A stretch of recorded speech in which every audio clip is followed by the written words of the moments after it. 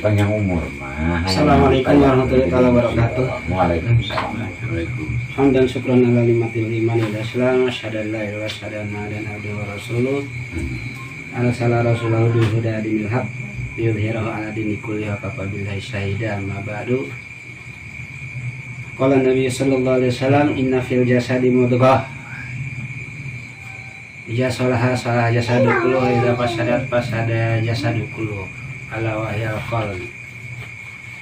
Apa Nabi sallallahu alaihi wasallam ikul limri imanawa pamangkana hijratuhu ilallah wa rasulih wa hijratuhu ilallah wa rasulih pamangkana hijratuhu li dunya yusibuha aw muratin yang kiruha fa hijratuhu ilama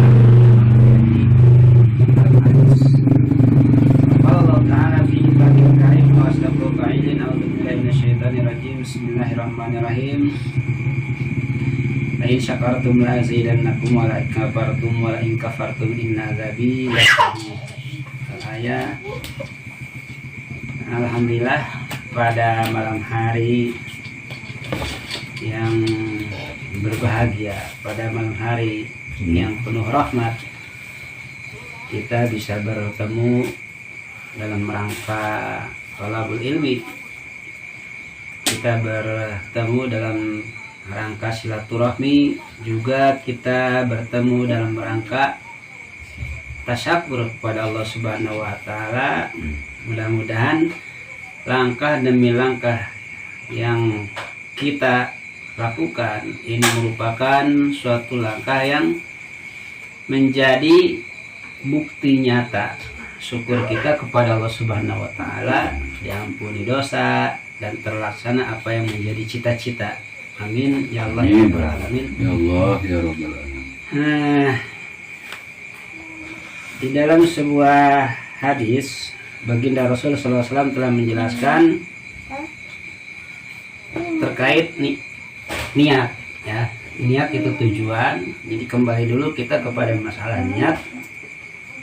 Innamal amalu biniat, tentunya setiap yang kita lakukan itu ada tujuan. Wa inna malikul limri imanawa, dan tentunya tiap-tiap manusia itu punya tujuan. Tak satu pun yang kita ucapkan, tak satu pun yang kita lakukan kecuali ucapan dan perilaku kita di situ ada tujuan. Pemangkana hijratu ilallah wa rasul, barang siapa yang tujuannya untuk ridha Allah dan Rasulnya, maka tujuannya ke sana arahnya. Pemangkana hijratu ilan nisa, dan barang siapa yang tujuannya untuk perempuan, kata Rasul, atau ke dunia yang didapatnya, maka tujuannya pun ke sana arahnya. Oleh karena itu tentunya pada saat ini tujuan kita yang pertama utamakan untuk ridha Allah dan Rasulnya. Ketika kita ditujukan apa yang kita lakukan, apa yang kita ucapkan semata-mata ridha Allah dan Rasulnya, maka semuanya akan terbawa. Itu logika sederhana. Seperti contoh, di mana kita melak padi, maka rumput dan alang-alang tentunya pasti akan jadi. Itu. Ini perumpamaan saja. Tapi kalau kita melak rumput, nanam rumput, padi tidak akan tumbuh. Perumpamaan padi itu seperti akhirat.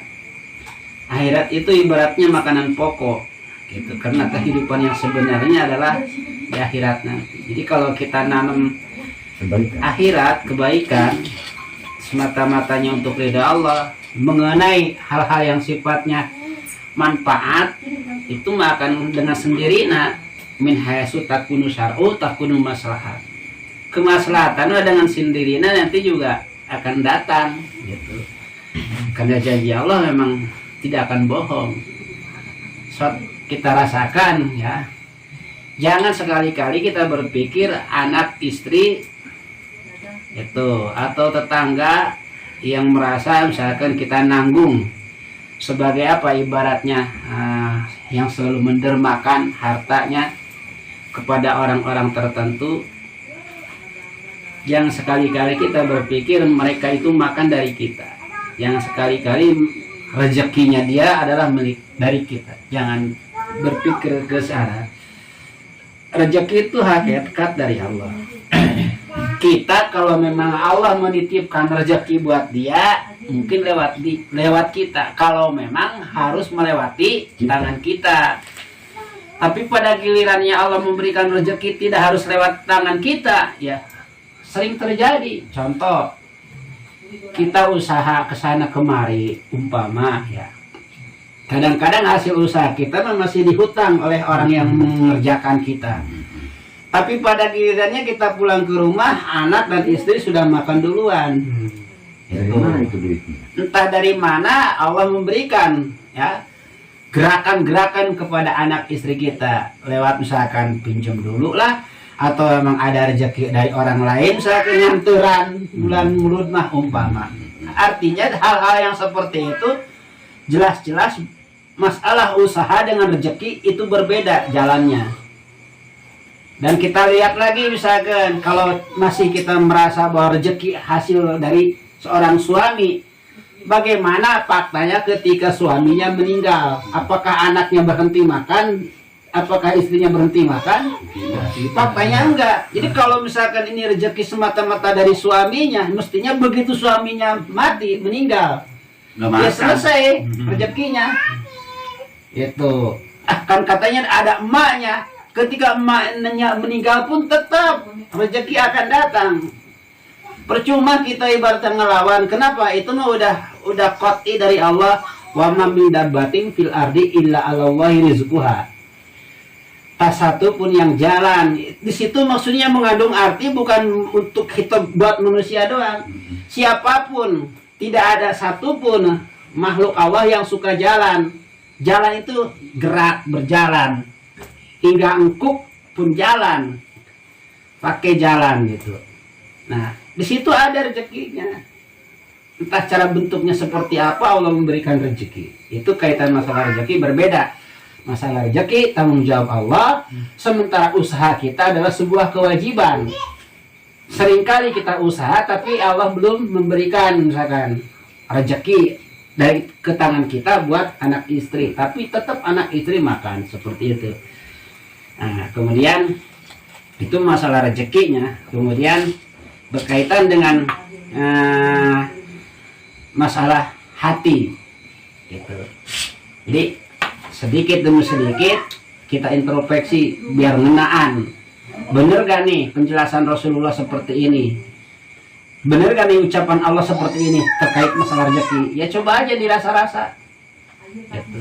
Kemudian berkaitan dengan apa? Hati. Baginda Rasul menjelaskan inna fil jasadi mudghah. Di tiap-tiap kita punya darah. Gitu. Inna fil jasad mudghah. Di tiap-tiap badan kita ada darah. Kemudian ija sholaha sholah jasadu kullu. Apabila darah ini baik, maka seluruh tubuh kita akan baik. Wa ija fasadat fasada jasadu kullu. Apabila jelek darah ini, maka seluruh tubuh akan jelek. Nah, di sini darah yang mana yang dimaksud oleh Rasulullah? Kok ada satu darah ketika darah ini bagus tapi semua anggota badan kita jadi bagus.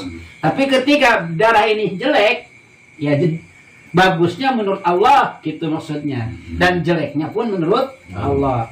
Tapi apabila anggota badan, apabila darah ini jelek, seluruh sekujur tubuh kita akan ikut jelek. Nah, Rasulullah itop ke darah ini ala wahyal qalbi. Kata Rasul, ingat bahwa itu adalah darah. Darahnya darah hati. Karena hati segumpal darah. Lihat aja bentuk hati itu bentuknya darah. Seperti darah. Itu, ya. Nah, maksudnya gimana? Nah, bisa dibuktikan, ya. Berbagai macam medis membuktikannya terkait masalah darah ini. Jadi hampir di atas 80% baiknya hati itu akan mempengaruhi kepada anggota badan kita. Baik hati kita. Tapi kalau hati kita jelek, ini akan mempengaruhi juga bagaimana perilaku manusia. Nah, Maksudnya kalau hati kita diberikan pemahaman-pemahaman Islam, pemahaman-pemahaman yang baik, maka sekujur tubuh ini akan nginduk ke hati. Itu. Jadi komandonya hati, komandonya. Tak satu pun yang kita lakukan kecuali ada gerakan dulu dari hati. Dari hati. Bawa ke mana ya jasa? Arek mana wae, arek ngomong naon wae, pasti hati heula berbicara. Arek maksiatna, arek taatna, hati anu jadi naon, anu jadi tolak ukur. Dipengaruhi ku pemikiran. Tina pemikiran tek kana hati, langsung kontak kana naon. Makana tangan nyambung ke hati, telinga nyambung ke hati, mulut nyambung ke hati, kaki nyambung ke hati. Ketika hatinya penuh dengan pemahaman-pemahaman baik, maka sekujur tubuh ini akan melakukannya pemahaman langkah-langkah yang baik, yang baik. Begitu pula misalkan kalau kalau mulut kita, kalau hati kita baik, ya mulut kita pun akan ikut baik. Makanya hati punya mulut, hati punya mata, hati punya telinga, hati punya kaki, hati punya tangan. Itu istilah. Yang dimaksud hati punya tangan. Kadang-kadang tangan kita udah ibaratnya udah mikir harus begini, harus begini, harus begini. Nanti besok saya kerjanya harus seperti ini. Itu kan udah ke gambar. Kalau jalan saya mau rencana jalan mau ke sana, itu dalam hati udah dipikir, udah di manage, bahasa inteleknya di manage. Bahkan udah kelihatan tempatnya, barangnya kelihatan di situ. Makanya melalui mata hati. Artinya hati itu punya sambungan dengan mata. Jadi betapa hadis ini tidak bohong. Kalau benar hatinya, sehat hatinya, itu maka akan ikut sekujur tubuh jadi baik. Tapi kalau hatinya jelek, kena pemahaman jelek, maka akan dipengaruhinya si hati ini oleh pemikiran yang jelek. Dari hati naik ke pemikiran, akhirnya terpikirkan hingga pikiran ini akan menjadi apa? Akan menjadi dorongan kepada hati, dari hati akan menyuruh ke seluruh anggota tubuh untuk melakukan apa yang ada di benak tadi. Ya nurut tah. Kemana we daek nah. Jadi tergantung titah dan perintah komando. Jadi badan kita mah tergantung perintah komando. Di komando itu hati. Makanya yuk dengan cara seperti ini kita mempelajari ilmu-ilmu agama supaya kita terbina, terkaping, terjaring, terarah gitu ke jalan yang benar. Makanya kita suka memohon kepada Allah, ihdinas siratal mustaqim, ya Allah tunjukkan kami ke jalan yang benar. Ucapannya sudah setiap waktu sholat 5 kali ya, 5 kali minimal kita sehari semalam 5 kali. Karena waktunya 5 kali gitu. Bukan minimal 5 kali tiap rakaat membaca Fatihah. Bukan 5 kali atau dihitung 17 kali berarti. Kan 17 rakaat. Sampai sapeting 5 waktu. 17 kali itu sekurang-kurangnya ihdinas siratal mustaqim. Itu semalas-malasnya. Iya, antara ucapan ihdinas siratal mustaqim dengan perbuatan yang kita ucapkan berarti harus penyesuaiannya di mana? Di dalam thalabul ilmi. Mencari ilmu. Jadi kalau kita pikirkan, ihdinas siratal mustaqim, ya Allah tunjukkan kepada jalan yang lurus, tapi belajarnya tidak. Sementara hati akan apa? Hati akan dipengaruhi oleh pemikiran. Pemikiran akan apa? Akan menyuruh segala sesuatu sesuai dengan pemahaman. Kan gitu. Jadi hati itu ibaratnya apa? Hati itu ibarat mobil yang punya tenaga gede. Sementara pemikiran itu adalah supirna. Jadi ketika pemikiran udah mengutus ke hati jadi gede tenaga, kata hati jalan. Akhirnya hati menggerakkan tangan, hati menggerakkan kaki, hati memfokuskan ke mata itu.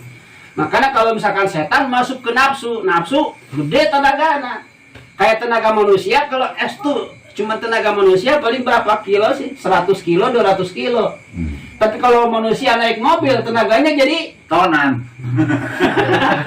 contohnya gitu. Makanya kalau pemikiran udah naik ke hati, itu mengemudi hati, akhirnya hati gede tenaganya, karena hati komando segala anggota tubuh.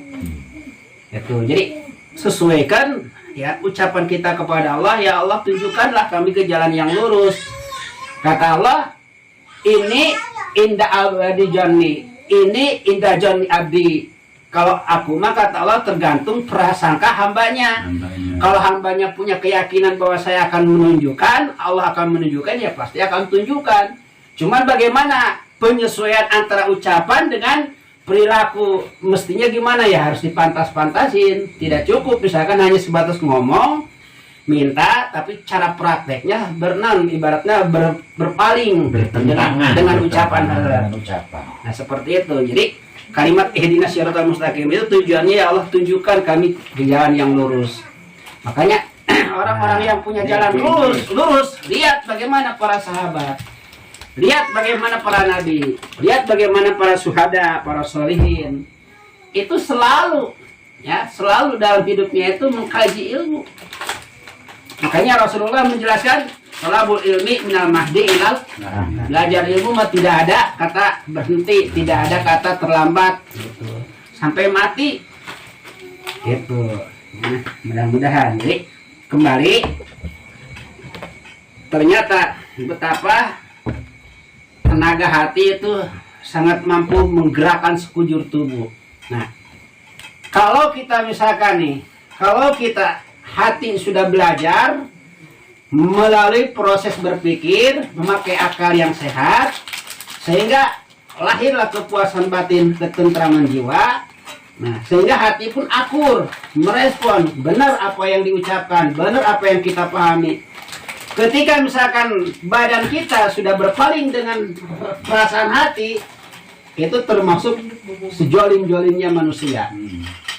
Sejolim-jolimnya manusia, hati sendiri sudah dibohongin. Kopi tambah ini dah. Itu. Jadi bayangin aja kalau hati kita kalau kita sudah mampu, sudah berani membohongi hati kita sendiri, bagaimana kepada orang lain? Sama diri sendiri udah jolim.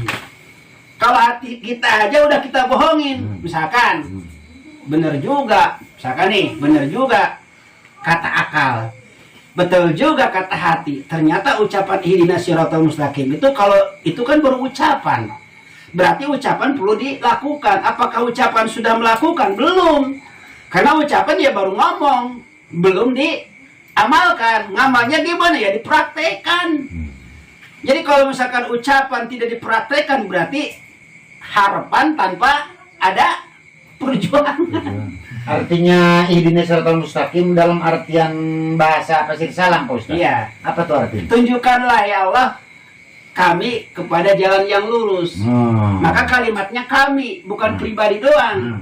Ihdina, nah itu dalam dhamir nahnu, kami. Makanya kita harus saling asah, saling asih, saling asuh. Ibaratnya kita kepingin selamat, jangan sendiri doang dong. Ajak teman, ajak saudara, ajak tetangga. Nah setelah diajak baru sesuai ucapan kita kepada Allah, ihdinas siratal mustaqim, ya Allah tunjukkanlah kami jalan yang lurus. Tapi kalau misalkan kita tidak ngajak sama orang lain, ngomongnya ihdinas siratal mustaqim, ya Allah tunjukkanlah kami jalan yang lurus. Kata Allah, kami yang mana? Emang lo udah ngajak? Sendirian lah ya, oke. Nah, yang selamat sorangan. Iya, penyesuaian harus ada antara ihdinas siratal mustaqim dengan prak-prakannya pada saat kita belajar. Mestinya seperti apa? Ya seperti ini. Jadi watawasobil haqi watawasobil sobri, saling ajak gitu. Sehingga ngepas banget ngomong ketika ihdinas siratal mustaqim, ya Allah tunjukkanlah kami jalan yang lurus. Karena jalan ini Masya Allah sangat banyak ujian dan cobaannya. Kalau misalkan kita tidak bersama-sama dakwah, sementara kemungkaran terstruktur, sementara kebaikan acak-acakan atau kuat orang mah. Makanya muntang muraitna ke saha coba ayoin kembali ke Allah. Itu makanya sesuaikanlah, yuk sesuaikan ucapan kita ihdinas siratal mustaqim, ya Allah tunjukkan kami. Bahasa kita mah ya Allah tunjukkan sadayana abdi, lain uing itu lain. Ya Allah tunjukkan ya sadayana abdi siratal mustaqim kana jalan anu lurus. Ya Allah, uing tunjuk Lain kalimatna kami tunjukkanlah kami kana jalan anu lurus abdi sadaya. Kamana siratal ladzina an'amta alaihim, yaitu jalan orang-orang yang telah engkau berikan nikmat kepadanya. Siapa orang-orang yang telah engkau berikan nikmat? Ya Allah, diantaranya kita mohonnya orang-orang yang sudah diberikan nikmat, para anbiya, para nabi, para syuhada, para solihin, ya. Itu orang-orang yang sudah diberikan nikmat. Bagaimana perjalanan hidupnya? Pahit. Nabi Yahya, Nabi Zakaria dibantai umatnya. Nabi Musa, Nabi Isa, baginda Rasul. Terus kadinakeun para sahabat, Bilal bin Rabah. Kabeh eungeunna perjalanan hirup mah. Ngikuti perintah Allah mah kabeh ge. Kenanaon? Sengaja dikasih pahit, karena akan menikmati kehidupan yang sesungguhnya di sana. Ketika kita sudah meninggal Nanti di alam langgeng, tetap di dunia juga sama, nikmat-nikmat dunia mah sama. Giliran rumah tangga sama, giliran makan sama gitu. Cuman ada perjuangan yang jelas. Gitu. Atau pada saatnya nikmat ya nikmat gitu. Pada saatnya pahit ya pahit. pada saatnya pusingnya pusing. Iya, ngaranna ge hidup. Orang mau ke neraka aja pusing, dah pusing nama. Air badinya mah sarua lah inti namanya. Jadi Allah tidak membeda-beda gitu. Setiap ada pahit, ada manis gitu. Yang dalam hidup pasti gitu. pasti. Nah itu makna daripada ini kaitan tadi mengenai hati, hati nurani. Jadi betapa hati itu harus kita kuasai. Dengan cara apa kita menguasai hati? Harus menguasai hati ya tentu dengan ilmu. Dengan ilmu. Gitu. Ari itu jeung ilmu mah. Kan kalau kan gini, kita kenapa harus menguasai ilmu? Pakai ilmu. Maksudnya ilmu itu di situ bermakna aturan Allah. Karena kalau pakai aturan akal kita mah terbatas. Karena akal bagian dari manusia. Kalau pakai pendapat manusia mah sama, pendapat manusia pun terbatas. Sementara pendapat manusia bagian daripada manusia itu sendiri, terbatas, lemah dan membutuhkan yang lain gitu. Tapi kalau misalkan akal kita ya diberi pemahaman, diberi ilmu, ilmunya dari aturan Allah, ya insya Allah masalah dari itu maksudnya. Jadi kalau kita menguasai diri, kalau ngomongnya mah gampang. Jaga diri, jaga hati, gitu kan? Jaga hati, jaga diri. Sing hade berarti ulah jore. Ngomong nama babari, sing hade, jadi sing hade. Jaga hati, jaga diri, hati-hati. Berarti kembali ke hati. Nah, untuk menjaganya pakai naon? Kan tadi yang kayak pertanyaan. Pakai pemahaman. Berarti kan ku pemahaman anu sohe, ku pemahaman anu memang dibimbing ku wahyu di Allah kene, gitu maksudnya. Makanya dina pemahaman ieu aturan Allah aya 5, wajib, sunnah, mubah, makruh, haram. Sehingga hati menyuruh ya, karena tangan orang cek hati teh pegang. Ikan ku pemahaman orang, ya aing megang sama megang. Nah, ieu megang teh wajib, nu sunnah, mubah, apa makruh, nu haram. Jangan-jangan megang anu haram ini pegang. Begitu orang. Atuh, misalkan atuh giliran haram pun ulah dipegang cik Allah. Ieu mah lain anu sia. Anu sampai kieu urang mun nyekelna gitu, air sok raheut teh ya. Berarti nu dicekel ku itu kana ge haram apa ieu cik urang. Belum tentu eta mah. Lain kalian nyebutkeunana. Jadi kieu makna haram itu makna memang qat'i cek Allah.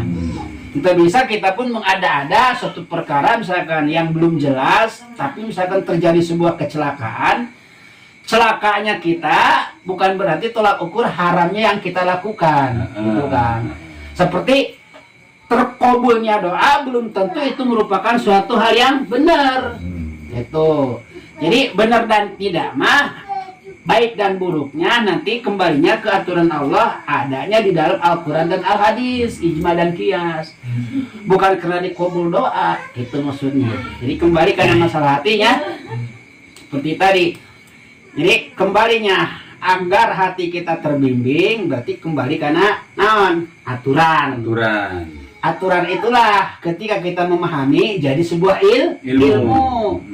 Ketika ilmu sudah nempel di hati, nah nanti tinggal diolah ku pemikiran. Itu mana nu leuwih utama? Itu. Makanya nah pikiran iyalah anu berjalan di dinya aya anu ngaranna akal. Jadi rumit ya cara ilmunya, tapi kurang. Jadi untuk menjelaskannya agak sedikit rumit, tapi ketika misalkan kurang dirasa-rasa, insya Allah mau terlalu jauh. Jadi kia ceritana. Kan dina kitab itu dina kitab Nizamul Islamnya, aya anu ngaran komponen akal teh nya. Ini tidak jauh dari akal ya. Naklul waqi gitu nya akal mah. Naklul waqi ila dimagi biwasitatil khawas. Benar. Yupasirhu ma'lumatil musabiqah kan gitu. Jadi berjalan akal teh memindahkan suatu keadaan yang ada di sekitar orang, anu ku orang dipandang ku mata, anu terdengar di telinga gitu. Dipindahkan ke dia kan akan akal orang. Karena tina akal nah disambungkan jadi informasi. Setelah disambungkan kan aya di situ kesimpulan. Gitu. Itu akal. Nah contohnya kan dia set ya. Kieu. Tanya kurang. Begitu kurang dia suka, nah dia biskuit halal apa haram? Halal. Bisa gitu-gitunya. Anggap dia memang sengaja tidak didahar. Oh, ada halal boleh didahar tuh. Jadi misalkan ningali keadaan set kieu. Begitu ditinggali ku mata, kenal dia, bukan ngaji. Diasupkeun kana ieu, kana otak. Begitu ditenyo acara seperti kieu, diasupkeun kana otak. Dina otak informasi, naon kieu teh acara naon ya? Acara ngaji. Wah, ngaji mah perintah ti Allah tuh. Teh kudu. Nah, itu anu ngaranna akal urang dipake. Tapi lamun hanya sebatas kieu mah, ngaji kumaha hukumna? Wajib. Diasup-asupkeun ngaji wajib. Ngaji wajib, salat wajib. Saking gitunya laksanakan. Tapi tadi hubung-hubungkeun ya. Tadi hubungkeun jeung ma'lumah musabiqah, terus teu kurang dipraktekeun gitu. Atuh eta berarti ngumpul-ngumpul informasi doang. Cenah. Gunana. Gitu. Tapi misalkan dihubungkan mah kurangnya kan ieu teh dalam hidup itu kan kita tidak akan keluar dari naon? Eker memenuhi kebutuhan anu dua nya. Gorijatuh nan hiji gorijah gitu. Anu kadua keur memenuhi hajatul udwiyah. Gitu kan? Jadi aturan Allah dibungkusna ku aturan Allah. Pertama untuk nan hajatul udwiyah, kebutuhan badan, makan, minum ya. Dengan cara apa? Akal kita dipakai. Aduh lapar gitu ya. Cek akal teh atuh lapar madahar. Begitu ya kadaharan anak. Kurang dipikir ya, kudu kumaha carana ya. Itu hayang daharan teh. Apa dengan cara memenuhinya, pemenuhan anak apa dengan cara halal, apa dengan cara haram. Itu kan aya akal. Oh, lah misalkan hayang halal mah ulah naon? Ulah mipit teu amit ngalah teu mentah. Kudu kieu praktekna. Nah, akhirnya lamun hanya sebatas naon asal nu ngeunah we mah nya. Nu mana ge ngeunah. Tapi lamun dipikir mah set ieu naon ieu gedang. Oh gedang diasupkeun. Ieu gedangna nu saha? Lamun misalkan oh di tatangga atuh peta heula. Begitu. Ieu carana. Kalau jadi haram. Tapi lamun kitu mah ieu dia gedang. Anu penting makan apa-apaan dia. Di alang ya karena gedang asap di gawangan sawahnya. Oh, peta kewe. Kenapa ngeri? Tapi lo nggak sok minang gila mak.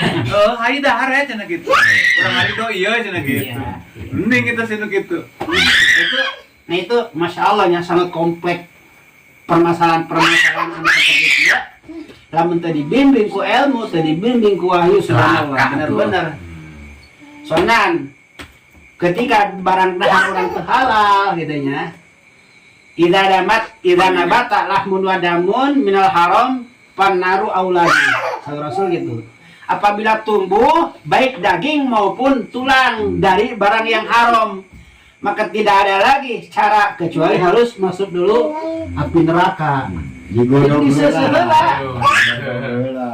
Jadi Rasulullah akan menjelaskannya Rasul gitu. Ira nabata lahmun wadamun, apabila tumbuh daging maupun tulang gitu, atau lahmun wadamun ada lagi daging maupun darah minal haram tina perkara haram panaru aulabi, maka seni neraka bagi anak-anak. Tak lamun inget kadinya orang aduh merenya. Nah tarolah itu teh nyaho mah. Iman misalkan ku urang pernah dilakukan misalkan. Dianggap naon sepele teh gitu, sepele barang-barang sepele kan terjadi dosa mah tina nyepelekeun perkara anu dilarang. Nu kieu iyalah. Oh nu kieu ilah bahasa-bahasa. Seretik ih jadi gede. Seretik asal menyokot barang leutik, kan kada akhirnya jadi habit, terbiasa jadi biasa gitu. Eta nu bahaya mah gitu nya. Jadi seperti itu. Jadi insya Allah sih pada akhirnya mah intinya mah kieu. Apapun yang kita rasakan sekarang, ya. Jadi unik memang cara belajar anu dilakukan ku Rasulullah sangat unik. Itu tidak ada lagi cara kembali ke belajar ngaji. Belajar ngajinya yang dicontohkan oleh Rasulullah. Tidak ada lagi toriko. Gitu. Jadi dengan toriko Rasulullah selalu mengkaji, pada gilirannya insya Allah kita akan terbimbing. Pada gilirannya kita akan punya batasan, atau bahasa lain kita akan punya rem. Gitu. Karena sejarah dari Rasulullah cukup Rasulullah mencontohkannya seperti ini. Jadi Rasulullah mencontohkannya seperti ini kan. Jadi kalau kita mengikuti contoh dari Rasulullah, insya Allah. Nyatanya seorang pemuda, ya, ada seorang pemuda sering komunikasi, mempelajari tentang Islam. Setelah mulai paham-paham, orang pemuda ini waktu itu diajak diskusi oleh para sahabat. Begitu dipahamkan Islam, agak tertarik. Wah, ternyata Islam itu bijaksana ya gitu. Jadi sangat benar-benar tidak seperti yang dia rasakan gitu. Kejahilian yang dia rasakan tidak seperti agama-agama yang dia peluk gitu.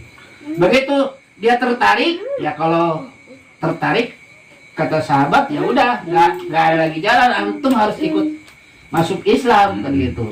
Akhirnya datang ke Rasulullah.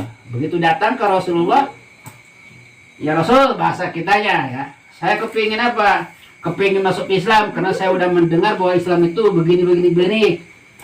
Akhirnya saya tertarik, ya kata Rasul, kalau yang mau masuk Islam ya silakan, ya baca syahadat. Jadi syaratnya masuk Islam itu harus baca syahadat gitu. Akhirnya masuk Islam baca syahadat. Begitu baca syahadat, apa yang terjadi? Dia ingat perilaku-perilaku yang selama ini yang masih hobi, masih dilakukan. Akhirnya apa? Keluarlah ucapan, ya Rasul, saya sekarang udah masuk Islam berarti ya? Ya udah, kan baru saja baca syahadat, kata Rasul. Aduh ya Rasul, saya masih hobi minuman. Kan katanya orang minuman nggak boleh, kalau udah masuk Islam nggak boleh minuman ya. Yang nggak boleh itu urusan di situ, kata Rasul. Aduh, saya masih hobi ya Rasulullah. Gimana ya? Mikir merenya main arek balik deui ka agamana. Kumaha? Dan mesnan udah paham dah Islam itu sangat sangat akan menjamin masa depan di akhirat terutama. Tapi misalkan lawan dilanjut meneh bingung oke gitu kan akhirnya. Ya pada giliran anak kata Rasul gini aja, antum pokoknya jangan sampai meninggalkan, saya kasih antum syarat 2. Di antara naon? Di antara ulah bohong, kedua ulah ngaji, segitu. Syaratnya hiji ulah bohong, kedua ulah ngaji. Eta sahabat anu masuk Islam kan ceritanya yang dari keluarga kaya, hobina zina, hobina minuman, itu hoya-hoya. Tapi pada akhirnya kumaha, seiring dengan waktu yang terus ke Rasulullah diajak ngaji, pakem gitunya karena janji. Akhirnya mah eureun kabeh. Nah, istiqomah, akibat istiqomah ngaji akhirnya bisa meninggalkan larangan, bisa melaksanakan perintah. Nah ini kan sebuah apa? Contoh perilaku yang dicontohkan oleh Rasulullah. Artinya gini, kalau misalkan Rasulullah mencontohkan seperti itu sampai berhasil, itu kan contoh buat kita. Pertanyaannya, kalau kita ngikuti apa yang dicontohkan oleh Rasulullah, apakah kita tidak akan berhasil? Pasti berhasil. Loba masalahnya, lain cuman omdo, loba buktina orang yang ibaratnya tukang bobok, tukang tarok, tukang man, loba buktina, dalam anu tukang segala macam segala rempak, gitu. Kalau temanon tunggul di rarut, catang di rempak, tetap giliran nama berangsur-angsur. Allah wae. Jadi soleh bener gitu. Jadi kunci nama itu ternyata hiji ulah bohong, kedua ulah ninggalkeun ngaji. Tuh. Insya Allah mudah-mudahan orang ge terbimbing gitu dengan karomah kan. Kaitannya karomah kan. Jadi yang namanya karomah itu yang harus kita pahami, karomah itu bukan berarti perkara yang aneh tapi nyata. Bisa naik naon, bisa hiber, apak sanca, atau tenang mempan dibakar, atau misalkan gerak dikadek. Itu mah perkara-perkara yang artinya kalau memang Allah menghendaki mungkin bisa seperti itu. Tapi yang jelas yang harus kita pahami mengenai karomah mah perkara-perkara yang Allah perintahkan kita udah bisa, orang lain belum, itu karomah. Di saat orang-orang belum bisa istiqomah ngaji, Kurang bisa. Di saat orang-orang mah susah banget ninggalkan larangan, kurang mah geus, itu karomah. Maksudnya gitu karomah mah gitu. Masalah naon aneh tapi nyata, itu pun akan terjadi di urang gitu. Contoh kan ya, abdi mau motor, gitu. Begitu mau motor, ayanan aya ucing, gejrug, pan kagok ke eureun. Begitu eureun langsung, gebrug gue, gawir, murad. Coba, apa itu yang karomah? Itu kan bagian dari karomah, kemuliaan. Orang masih kena dihargaan ku Allah, berarti masih kena kesempatan selamat. Coba misalkan menurang tiheula sama ucing paneuri. Hah? Lamun urang tiheula, ucing ngagubrug paneuri. Atuh urang katingan. Eta mah ucing gebrug gitu ya, da beuna berumah kieu. Kecicing di dinya kenapa gitu. Lagi rasa-rasa ngageser amat itu gitu ya. Ngajeng wae. Itu ya. Akan dikakang nandar itu. Ya Allah, tamani gitu kan. Itu saya jembatu mah. Nah ukuranana lamun misalkan urang kadinya katinggal motor ka ieu kan. Soalnya hampir sabelah jalan katingkrem kunaon ku longsor nya sabelah dente. Sedangkan kan jalan ieu nu rada belah dia urang yeuna. Soalnya harita ngujina nikung kita, nikung. Gitu. Karena ini ku orang nyokotnya jalan belah dia, batur nu ka dieu ka belah dieu, ambilna ka kiri. Jadi itu dia bagian daripada karomah. Jadi karomah ti Allah masih karunyaeun ka urang. Ngalakeun hamba. Ucing ka urang milulaan. Ucing teh ngalah urang nu nya mah katanya mah ucing. Gebrug gitu nya kan kaget. Geus ucing ieu kan urang cicing. Gebrug ka dinya longsor. Harita pun ke kanan da wing sekitar ai bangsa 5 bulan mah aya. Terima kasih, alhamdulillah yang bisa ditangtayung. Oh gitu ngomong. Nah itu dia bagian karomah gitu. Cara nelobat ka Allah. Cara seperti Rasulullahnya, Rasulullah akan diburu oleh orang-orang kafir Quraisy. Nah, yuk digantian ku Sayyidina Ali. Akhirnya dengan bacaan misalkan ku Rasulullah dibaca kan doana. Kumaha dina Yasin teh kalimat teh aduh ayeuna kabeh kan teu pada teu nya wa min hatim sadaw wa pagsena upahum layum siruna deh wa ja'alna min baini aydihim sadaw wa min hatim sadaw pagsena upahum layum sirun. Ayat eta ku Rasulullah dibaca wa ja'alna min baini aydihim sadaw. Begitu Rasulullah keluar maca wa ja'alna min baini aydihim sadaw wa min hatim sadaw pagsena upahum layum sirun. Cokot tanu eta tanu sakieu diaurkeun kok bisa jadi pinuh kabeh. Orang-orang kafir Quraisy. Kabungkus ku tanah. Kabungkus ku tanah. Coba. Mingkin tibra. Padahal sarawan. Sarau. Rasul kan teu jauh gede jeung urang awakna. Biasa wae gitu, moal jauh ti urang. Karena zamanna teu jauh. Cokot diaurkeun. Ka jelema keur sarare. Atuh mungkin tibra, langsung kabur Rasulullah. Abu Bakar Siddiq Dibaca eta. Jadi akhirnya naon? Begitu datang ka dinya teh ka Gunung Sur kan diuber. Itunya. Nah, itu kaitanana warna mun ka Rasulullah disebutna mukjizat. Loba mukjizat atau loba warna karomah orang-orang kaina kan dia loba kan? Itu. Dakwah Abdi mah sangat percaya bahwa karomah itu sampai akhir zaman akan selalu ada. Pasti. Itu. Nah, itu kaitannya dengan naon mengenai anu ngaranna awak, jasan. Jadi jasan anu ngaran hate itu benar-benar komando naon? Komando Jiwa. anggota badan. Lamun di dalam rumah tangga komando itu suami. Termasuk di samping komando guru. Suami itu. Tak mau tidak mau kita harus bisa melebihi dari istri segala-galanya gitu. Kenapa? Karena itu tadi komando itu besar, ya, besar tenagana, besar pengaruhnya itu maksudnya. Nah, berkenaan dengan dia nya. Nah, ini kaitan-kaitan perkara-perkara anu di luar anu kurang terkadang banyak yang terjadi gitu kan ya, di luar hal nalar manusia gitu. Nah, kemudian aya perkara-perkara anu kadang-kadang kurang sangat non perkara tersebut sangat bermakna, membekas, tapi kurang disapelekeun.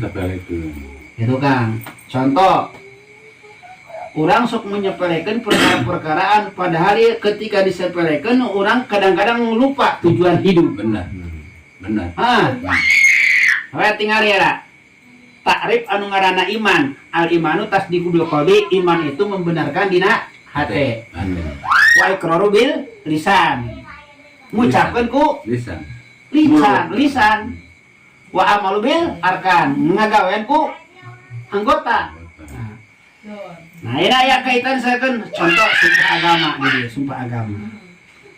Ya kudu dibaca sebenarnya. Raditu billahi robba wa bil islami dina wa bil qur'ani imama wa bi muhammadin nabiyya wa rasula. Ari kapungkur mah ieu pan setiap apel bendera sok dibacanya. Begitu bergantian terus kepemimpinan dihapus. Sementara aturan Allah sampai kapanpun harus selalu ada. Sumpah agama kudu nama harus, gitu kan? Soalnya iya teh termasuknya bagian daripada naon sumpah agama, iya bagian daripada naon pernyataan sikap seorang muslim. Lalu orang lupa karena pernyataan sikap, sumpah agama wae bare temu diajarkeun, sumpah pemuda. Ingat tuh, sumpah pemuda dulu kumaha kalimatna. Kami pemuda Indonesia gitu nya. Putra putri Indonesia. Itu gitu we diajar-ajarkeun. Sumpah pramuka ala raya, tapi giliran sumpah agama. Benar. Coba kita kembali dulu ke sumpah agama, ya geranya. Raditu billahi robba bareng. Raditu billahi robba. Abdi ridho Allah anu ngatur diri abdi. Ngatur diri abdi. Kan imanana. Raditu billahi robba. Abdi ridho Allah anu ngatur diri abdi. Wabil islami dina. Sareng abdi ridho Islam sebagai agama abdi. Wabil Qur'ani imama. Sareng abdi ridho Al-Quran sebagai petunjuk hirup abdi. Wabil Muhammadin nabiyya wa rasulah. Sareng abdi ridho sayyidina Kangjeng Nabi Muhammad sebagai nabi sareng rasul abdi. Itunya ya kaitan-kaitan mengenai anu penting diantaranya sumpah agama iya wabil Qur'ani imama Al-Qur'an sebagai naon petunjuk. Sebagai imam gitu ya. Imam petunjuk sehingga anu ngaranamsakan al haramu ma harramallahu fi kitabih wal halalu ma halallahu fi kitabih. Halal jeung haram teh anu memang dijelaskeun dina Al-Qur'an. Lain karena halal ya atanapi haram ya. Kunaon ieu haram? Karena naon misalkan ieu membahayakan. Aya naon aya cacingpitan lain karena itu. Ai haram gitu.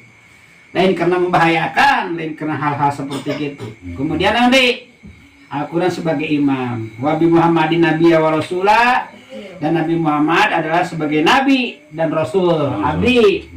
Jadi ucapan orang sebagai non konsekuensi keimanan orang Rasulullah diposisikan sebagai rasul orang, itu sederhana kan praktekna.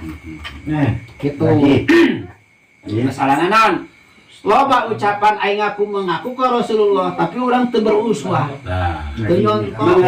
Mengenai orang kudu bisa ngatasi, bisa menguasai hati. Kunaon bisa menguasai hati? Ku ilmu ya anu dibimbing ku wahyu. Dipadukeun jeung akal. Sehingga lamunan cekolat teh mah lamun awak urang kaliput ku nafsu bisa cilaka. Tapi lamun awak urang misalkan menyelesaikan permasalahan ku wahyu, ku akal, itu selamat itu. Ai kolot mah akal dirinya. Lain nama Ya maksudnya mah wahyu. Wahyu. Insya Allah orang selamat cenah gitu. Eta teh wahyu bah sudah. Akal sehat. Eta beri kopi heula atuh. Eta tahun sejenak lian. Iya, anu kudu pikirkeun teh ya, jadi pikirkeun mengenai la haula wala quwata illa billahil aliyil azim. Coba artikeun bahasa Pasir Salam. La haula teu daya wala quwata jeung teu aya kekuatan. Jadi teu boga daya teu boga kekuatan. Illa billahil aliyil azim kecuali pamere Allah anu tinggi jeung maha agung. Gitu. Jadi tanaga jeung kekuatan teh pamere saha? Pamere Allah. Sekali ini tanaga jeung kekuatan pamere Allah. Manfaatkan ku urang. Ketika orang diberi kekuatan tanaga jeung kekuatan diberi ku Allah berarti kudu ku urang dipake kana aturan Allah. Pakai ibadah gitu. Ninggalkeun maksiat, ngagawean parentah. Da eta teh kekuatan jeung tanaga teh ti Allah. Ulah kieu ai giliran diperintahkeun ku Allah mah alasanana aduh dasar kitu daya teu upaya. Ai maksiat jalan terus. eta ngaranna salah kaprah. Si orang teh mainna maksiat oge eta ngagunakeun daya upaya anu sakuduna mah daya upayana kana taat ieu mah dipake mah maksiat. Ai giliran maksiat mah boga tanaga daya dan upaya. Ai giliran di ibadah mah aduh cenah can dibere ku Allah mah teu daya teu upaya ieu mah heuh peubeut deui Kan si oprek. bener ai ngomong ieu Berarti lawan mah teh salah sok macalah haula wala quwata illa billah 13 kali. Berarti kitunya. Iya mah take urang maca mah kudu karena maca la haula wala quwata illa billah itu bagian daripada ibadah ke Allah. Supaya ibadah maca la haula wala quwata illa billah ada orang yang semoga pilihan karena haus. Gitu kan? Iya. Orang semoga pilihan karena haus. Kamar. Ya sehingga naon pada giliranana tetep urang mah arek ninggalkeun naon maksiat hayang ngalaksanakeun taat. Baca tetep istighfar baca, la haula wala quwata illa billah baca gitu. Anu sangat ulah mah ulah salah paham. Gitu. Soalna aya loba jelema ngagunakeun naon ucapan la haula wala quwata illa billah untuk bela diri. Nggak salah bela diri. Gitu. Ujung-ujungna ku bahasa la haula wala quwata illa billah. Udah cenah hese itu di pasien mah ku Allah cenah hayang naon hayang salat oge. Ai maksiatna jalan terus buku maksiat ge pake tenaga kekuatan ti Allah. Pamere Pamere ti Allah. kunaon aya giliran maksiat bisa, aya giliran dititato atau bisa. Ieu nu salah mah. Gitu. Jadi salah anu pangna jelema disiksa teh ku Allah di mana maksiat karena mainna ngagunakeun upaya jeung daya pamere ti Allah teu dina taat. Sementara mainna boga pilihan dibere akal. Berarti akalna teh digunakeun kitu. Digunakeun anak-anak maksiat doang. Jadi akal nanti tadi dipake. Lamun kieu mah, Gusti alhamdulillah masih bisa ningali. Alhamdulillah Gusti abdi masih bisa ngadenge. Gitu kan? Laju alhamdulillah Gusti masih kene bisa abdi leumpang. Berarti ieu tanaga kabeh aya fungsina ieu. Panon bisa naon, nenyo ceuli bisa ngadenge gitu nya. Kaki leungeun bisa bergerak. Ku pangeran ditah salat. Heeh. Berarti sementara salat sebuah kewajiban di mana ditinggalkan akan jadi celaan disiksa. Kalau misalkan boga akal mah dipikir. Maknya aing misalkan lempangan ka itu ka dieu ngidulan teu pukul judulna misalkan ala kadar sok ka ditu, sok ka dieu. Bisa aing salat nukur barang menit sih? Salat teu bisa. Teu bisa. Nah, ieu sedengkeun aya pilihan di dinya. Gitu. Eta nama jadi aya si setan. Sebenarnya setan teh mun disalahkeun setan ge. Ngomongnya. Kira aing mamawa bedog cek setan teh. Aing ngukur ngabisikeun eta ge lamun pemahaman sia misalkan ilmuwan. Tapi lamun pemahaman sia dina hate cek setan teh. Geus teh kudu salat. Lamun sia boga pikiran kieu mah dilawan. Teu kudu salat sia gebleng. Pan sia meureun boga akal. Sementara sia hidup di dunia itu mah sementara, sadina di akhirat. Coba lamun ngomong gitu mah. Antara setan jeung naon, jeung ate anu cemerlang kan perang. Jadi ulah ujug-ujug nyalahkeun setan wae urang ge. Karena orang diberi pemahaman anu sempurna. Itu disebut bisikan baik ngaranna nya. Pan aya pujur aya pajar. Gitu. Ai pujur mah kieu Kang, ai pujur mah. Potensi manusia anu cenderung kana naon, kana maksiat itu pujur. Ieu dipengaruhina ku naon mangna ge ku bisikan setan. Lamun pujur misalkan ngemak ka jelema keur nyekel dog karek. Nah, jadi tina naon? Tina hate langsung mengamnan, tina hate komando hate langsung nitah kana leungeun. Karek kejras karek. Ngaranna naon? Pujur. Energi negatif. Energi negatif. Lamun pajar lain pujur roha. Pujur doang. Pujur hal takwa. Ya eta ge kaitanna teh kitu. Kadinya pujur hal takwa, eta dina takwa nu tadi. Pujur teh perkara yang salah gitu. Pujur doang eta mah. Pujur teh nan energi negatif. Karena maksiat. Mun make pujur roha tah kana hana. Palahama pujur takwa. Takwa aya dina takwa eta mah parentah ti Allah, sarua eta ge. Hakna palhamaha pujurha wa taqwa. Hakna kana naon? Kana ilham, kana pemikiran. Allah nyieun jalan dua, gitu kan? Wahadainahu najdain. Allah nyieun jalan dua. Palhamaha pujurha wa taqwaha. Allah mere pilihan aya pujur aya naon takwa nu mana ta anu dicokot boga akalna digunakeun gitu. Lamun pujur doang mah kitu geuning Cilakawa pujur mah nanya usahakeun awewe okos naon macan arek nerekam gitu.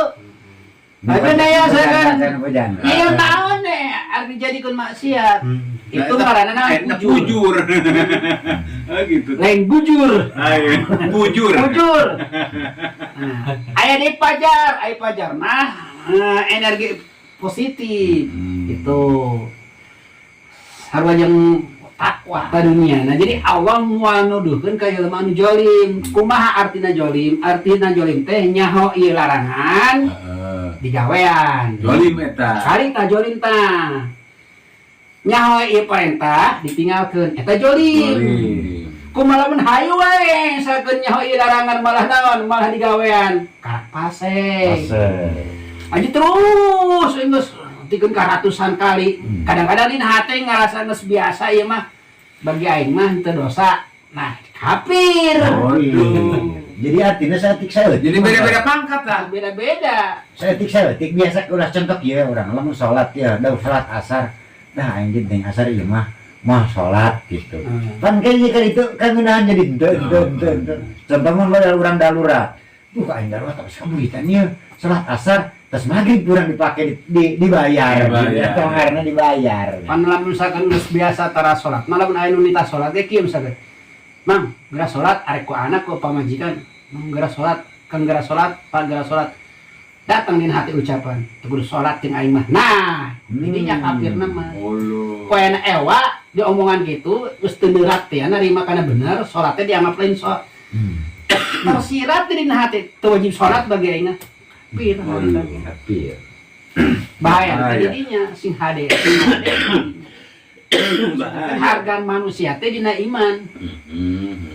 Dina iman jelema teh iman mah harga. Jadi eta teh mesti aya mending ketika anu encan asup kana kajian kieu bisa mending. Mandi nu disebutkan diajarkan ku Ustaz Urip ieu mah kan eta sumpah bisa Allah. Nah, ibarat keur ajaran keur istilahna keur uing dibina ku Kang Asep ketika Kang Anis nyaho seperti nu dia dibahas kembali ke laptop eta geus wampura. Gitu, ayo bisa nyaho mah masih mending. Eta mah lamun misalkan yang dihampura sehingga balik deui ka awal, kembali deui kana biasa. Gitu. Jadi ieu loba dosa-dosa henteu dihampura ku maca istighfar.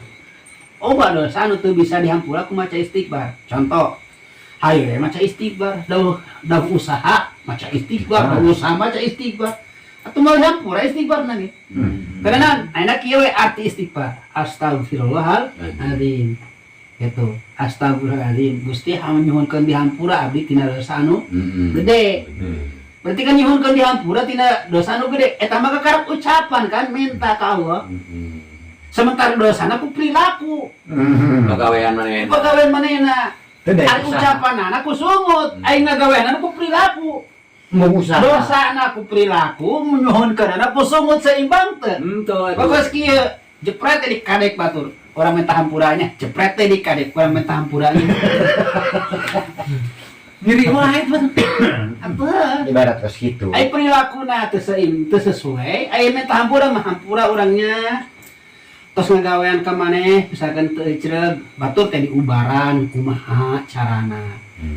Gitu sampai cagerna gitu karak bener eta minta hampurana tengah aja ieu mah tengah aja ieu mah hampurannya orangnya Jepret ini. hampuran sewot kan hedek Bener. kos gitu eta teh apa itu nyambung istighfar zaman jadi istighfar lagi istighfaran deui di orang nyambungkeun kana kajian kieu ya terutama ka Sandi atau ka si Otang ketika engke urang aya datangna kodonya nu da sebut datangna kodo anu bieu ku Ustaz dibahas kayak kodo yang koda contoh Mang Andi berubah pas kieu teh tina hasil naon tina hasil ngaji kieu nang aya Mang Andi mah